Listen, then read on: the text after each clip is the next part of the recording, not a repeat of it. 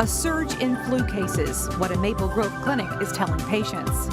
Plus, changes coming to a highly visible area of Plymouth. After 84 years in business, a family-owned auto service shop now closed. And dreaming of a warmer time, we are at the boat show where a crystal dealer sheds light on the boat business. CCX News starts right now. Hello, everyone, and thanks for joining us. Minnesota is in the middle of a difficult flu season. And if you haven't already gotten a flu shot, now is the time to do so. Even though the flu vaccine wasn't as effective as we would have hoped this year, just getting the flu vaccine in general, it won't prevent you from getting the flu, but it does decrease the severity of the symptoms and of the duration of disease itself. The State Department of Health says the flu season could last through April and beyond, so they are urging people to get vaccinated now. State health officials released a report this week showing a continued increase in flu activity across Minnesota. So far, there have been more than 1,700 flu-related hospitalizations and 1 pediatric death. Experts advise people to see their doctor right away if they show symptoms of the flu. So usually we encourage patients, okay, well, if you know that you've been exposed, if you don't show any symptoms and you don't catch it, great. But if you start to show symptoms and you start to feel ill, then come in sooner rather than later so we can test. Because if you have the flu and we start you on Tamiflu, that medication is very good at more abruptly stopping the duration or shortening the duration of the flu. The circulating strain known as H3N2 is considered as one of the most severe strains, especially for the elderly and young children. Plans for the last undeveloped corner of the Arbor Lake shopping area are undergoing some major changes, and one is a name change. The project, previously known as the Village at Arbor Lakes, will now be called the Village Arbor Lakes. Another change, and perhaps the most significant one, a grocery store is no longer planned for the site. The developer tried to secure a grocer, but there was no interest, with companies citing too much competition in that area. The developer even tried to get an existing grocery store to relocate there, but there were no takers. The rest of the project includes 2 4-story hotels, which are expected to be a Residence Inn and Spring Hill Suites, both by Marriott, a multi-story office building, and at least 3 sit-down restaurants. The Planning Commission expressed concern the end product might result in too much retail, something the city does not want for that area. For 84 years, a family-owned gas station and automotive service center has been a landmark in Plymouth at the corner of County Road 6 and 101. And now big changes are coming to that spot. And this week, the Plymouth Council had praise for the longtime owner of Herb's Service Center. You will be missed, and I've heard a lot of disappointment that Herb's is closed. It's served our community very well, and we have to accept the change. There's not much we can do about it, but thank you for all of your service. I wish you all the best in retirement. Herb's Service Center recently closed after more than 8 decades at the southeast corner of County Road 6 and 101. Herb Johnson bought the site in 1933 for $300. His son David Johnson told the Plymouth Council this week he still has his father's original receipt for the land purchase.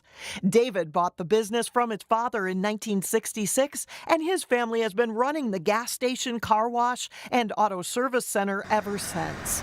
But now David is ready to retire, and he sold the site for redevelopment. With a quiver in his voice, David Johnson thanked the council and the Plymouth community for 84 years of business. It's truly been a privilege and an honor to serve the community and the people in the community, which is, a wonderful community to be in.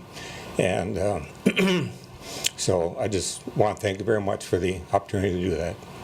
Thank you very much. The commercial area will now be redeveloped into a smaller CVS store. Construction at the site is expected to begin this spring. And the Plymouth Council approved the redevelopment on a 5-2 vote this week. Those opposed to the CVS redevelopment felt it wasn't the best use of the site and raised concerns about the proximity of other nearby CVS stores in Plymouth and in Wayzata. It is easy to dream about boating on a summer day in bitter cold weather like this. Which is what many people will be doing this weekend at the Minneapolis Boat Show. Eric Nelson visited the show and spoke with a boat dealer from Crystal. Step inside the cavernous Minneapolis Convention Center this weekend, and you will see a boatload of boats. Land of 10,000 lakes. Something for everybody. From luxury cruisers to pontoons to sea-doos, the Minneapolis Boat Show is a boat lover's paradise. 40,000 people will come through in 4 days. For Midwest Water Sports and Crystal, the boat show is a really big deal and one of their yearly highlights. For people who sell boats for a living, this is our Super Bowl. At Midwest Water Sports, the boat show is a chance to showcase their fleet of watercraft to a target demo that is eager to buy. Last year in the Twin Cities, 308 towboats were sold in this segment, and at an average price of $94,000. Being at the boat show can definitely boost business. It really does. It's kind of a necessity, actually, because one, the competition's here, but our new customers are as well. So after you get your boat, you may want to get one of these things. It's called a wake surfboard. These things have become very popular and trendy on Minnesota lakes. In fact, the land of lakes is fourth in the nation, behind Texas, Michigan, and Florida in yearly boat sales. Boats are expensive. I mean, there's no way around that, but it's hard to put a price on fun and family time. Everything's here. You can be on the internet all day, but it doesn't show the real picture. So you just come here, and all the manufacturers are here. So if you're looking for something new, it's a place to be. Besides, a perfect way to float your boat in January is to imagine yourself floating on a boat on a sun-drenched summer day. When it's January and it's cold outside and the winds are blowing and it's freezing, I get warmed up by thoughts of being on Lake Minnetonka come July. In Minneapolis, I'm Eric Nelson, CCX News. Pictures look good. Typically, the Minneapolis Boat Show is 5 days long and it's in late January, but it was moved up because of the Super Bowl experience, which is at the Convention Center. In observation of Martin Luther King Jr. Day on Monday, a local group is busy preparing for a weekend of service. Volunteers will be making and baking 89 sweet potato comfort pies, which is how old Dr. King would have been on his birthday. The pies will then be given away to the people in the community who might have experienced hardship or pain during this past year. Some pies are given away in gratitude also for public service. Volunteers want people to know that you too can promote solidarity and healing in your own sphere of influence. So you can start somewhere, whether it's at your job, at school, at home, or even in your community, just to bring comfort to those who matter most, especially during the times that we're living in, just to be that beacon of hope for one another. It is free to attend the Eyes on the Pies celebration. The 4th annual Martin Luther King Jr. Holiday of Service will be on Sunday, January 14th from 2 to 4:30 at the new Brookview Community Center in Golden Valley. You can find out more on the Sweet Potato Comfort Pie Facebook page.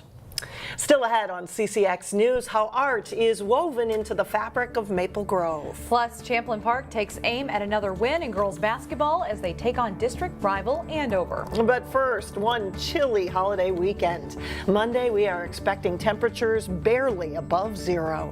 We'll be right back.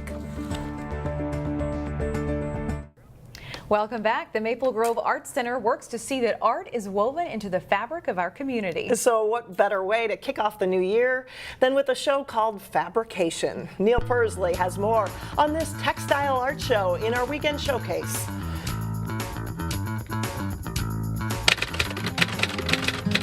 If people say to me that they're not an artist, and I say, you just haven't found your medium yet. Maple Grove Art Center is marking its 2nd year in its new space, and Fabrication is the name of the first show of the year. I think we've got a great show and a really good mixture of fiber arts for people to come and see. There's some examples you may never have heard of or even imagined being in a textile art show. It's the first time we've had someone who's demonstrating the art of millinery. You don't see a lot of hats here in America apart from winter hats. On display are 3 examples from local designer Karen Morris. And this would be hand blocked and it's steamed onto a wooden hat block, and the hat blocks come in lots of different shapes. And then we have another piece here which is a straw hat, and it has the netting on it, and all these beautiful roses are made of leather. This unique process uses a plant's own pigments to dye images of itself onto fabric. You put the plants into the silk and then you fold on top, and then you can roll it onto a metal iron bar or on a piece of wood. You roll it really tight and you put lots and lots of string around it, and you put it in a vat with other dyes. SAORI weaving was invented in Japan in 1969. The idea of this weaving is it's totally free-form and creative, that each artist who makes them, there's no pattern. These you will never find two alike. And these are just a few examples of the fascinating exhibits of fabric and textile on display at the Fabrication Show. For Weekend Showcase from the Maple Grove Arts Center, Neil Persley, CCX News. The Fabrication Show is on display now through February 15th at the Maple Grove Arts Center, and that's located at the Fountains at Arbor Lakes. Still ahead, how a Maple Grove group is trying to help others rest easy. But first, Champlin Park and Armstrong-Cooper face off in a key boys hockey contest. Jay Wilcox is in next.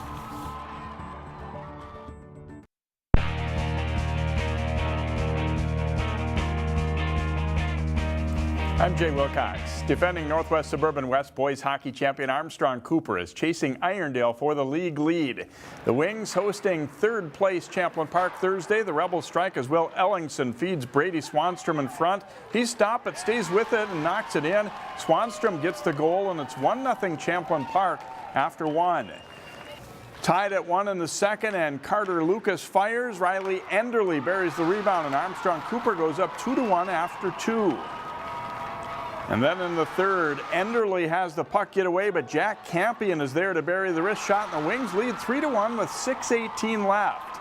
Pat Janoston's Rebels, though, are not done. Sam Schuster brings it out of the scrum and goes to the net. The first one stopped, but Schuster knocks it in, and it's 3-2. And with 47 seconds left, Champlin Park gets the equalizer as Jack Carges chases the rebound down and slides it in. There's no scoring in overtime. This one ends in a 3-3 tie. Also in the Northwest Suburban Conference, Osseo at home to play Coon Rapids. No score early in the second when Osseo's Dylan McKenzie's shot is deflected in by Mitchell Meyer, and it's 1-0 Orioles. They go up 2-0 before the Cardinals get on the board. Michael Crosby's shot from the point gets into the Oriole net. That's a power play goal for Coon Rapids. The Cardinals add another to make it a 2-2 game. Then some great work by Osseo's Rocco Marcaccini as he steals the puck and then dekes the defenseman, skates in to score for the Orioles. That breaks the tie, and it's 3-2 Osseo. And the Orioles get another breakaway a few minutes later as Nate Musial springs Ty Hill, and he skates in alone and puts it away to give the Orioles a 4-2 lead. In all, 6 goals are scored in the second period. Osseo beats Coon Rapids 5-3. In prep wrestling, Wayzata faces a tough field this weekend at the Monticello tournament. The Trojans prepped for that event with a late conference match against Hopkins. New coach Billy Behringer taking over at Hopkins this season. Wayzata takes control early. Cale Swenson is ranked 4th at 106 pounds. He wrestles at 113 in this one and pins Eric Forbort.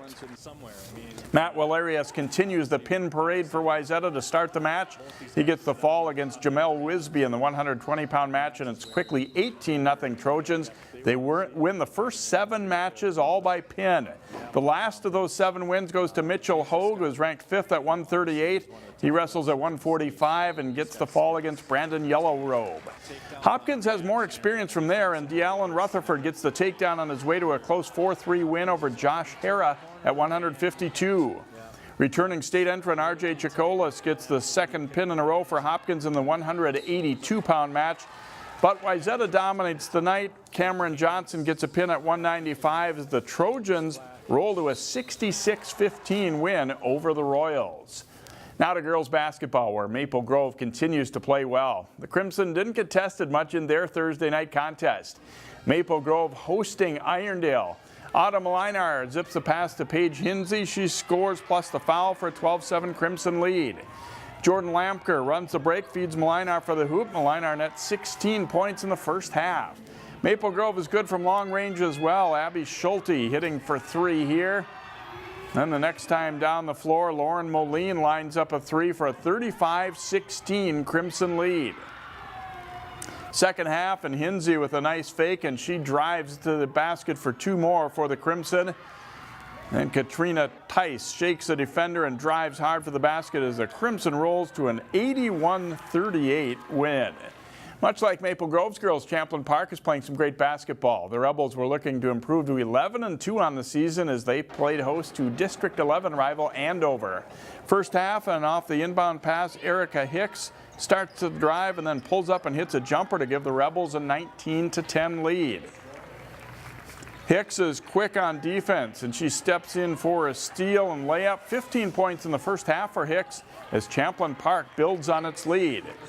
The Rebels get out running in transition. Maya DeBose passes to Megan Muniche and then back to an open Amanda Pollard who hits the three, and the lead is 16 points for Champlin Park. Pollard can drive the ball as well. She attacks here for two more of her 11 points in the game. Champlin Park is up 39-16 at halftime. Second half, and Izzy Quick will miss a shot, but Gabby Maki with a strong offensive rebound in the paint puts it up and in for two. The Rebels go on to win 59-36. Champlin Park has won 8 straight, and they'll play at Elk River on Tuesday. And that's all for sports. Back to you. All right, thank you, Jay.